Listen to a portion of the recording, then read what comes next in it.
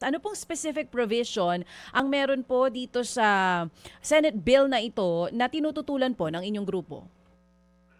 Oo, siguro unang-una gusto ko lang munang, sabihin na, hindi po natin, kinakaaway si Senator Risa 'no. In fact, hinahangaan natin siya sa maraming mga issue na pinaglalaban ng karapatan at, katarungan. So, sa mga larangan na 'yan talagang nag-a-agree kami sa mga ginagawa niya. However, may mga issue na nakikita namin na bumabangga yung, o may mga disagreements ba kumbaga. Yung approach sa iba't ibang mga issue katulad ng ganito, yung comprehensive sexuality education sa mga bata, nakikita namin na merong pagkakaiba ng approach. May paniniwala kami na dapat siguro iba yung tinitingnan natin, na sa halip na sa education system ang tuon, baka dapat ay i-uphold natin yung ating konstitusyon na yung pamilya dapat ay pinapatatag natin 'no.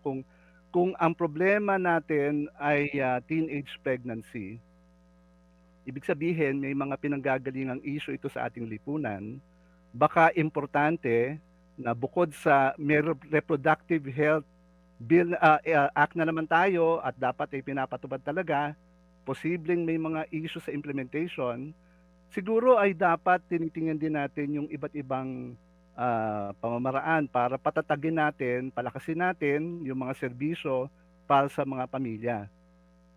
Ang fundamental na issue namin dito ay hindi kami sinangguni. Nung pumasa sa committee hearing itong, Senate Bill 1979, nagtatanungan kami sa faith community, Catholic, Evangelical, Protestant, naimbitahan ba kayo?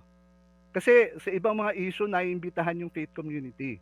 Dito sa issue na ito, nagtataka kami bakit hindi naimbita ang sino man sa hanay namin, 'no? Kaya yung mga gusto naming i-raise na issue, wala kaming pagkakataong i-raise.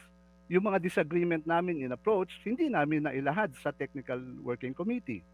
So ngayong nakikita namin na malapit nang maipasa, nasa second reading na. Teka muna sandali, ano ang recourse namin? Kaya bahagi nung ginagawa namin ay kinakausap namin yung ibang mga senador na kung maaari ay tulungan kami para mailahad yung issue namin.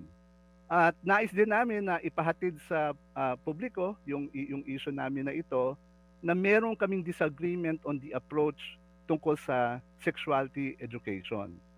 Yung comprehensive sexuality education, medyo technical term na siya, eh. Kung ire-research mo siya sa internet, may specific na reference yan tungkol sa, international program tungkol sa comprehensive sexuality education. So, whenever we talk about comprehensive sexuality education, this is an international standard na pinag-uusapan.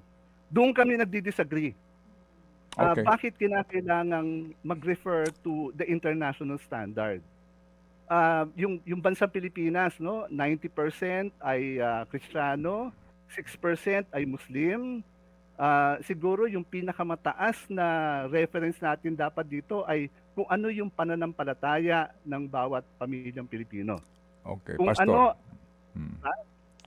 ang Opo. reference natin dapat, bakit kinakailangang, dokumento na pino-produce ng UNESCO o kung anumang, international agency kaagad ang reference natin, samantalang meron tayong sariling pananampalataya, meron tayong sariling pamamaraan, at palagay ko dapat ay, yun ang Opo, hina-highlight opo. natin Opo. kung pag-uusapan natin ng Opo, opo. sexuality.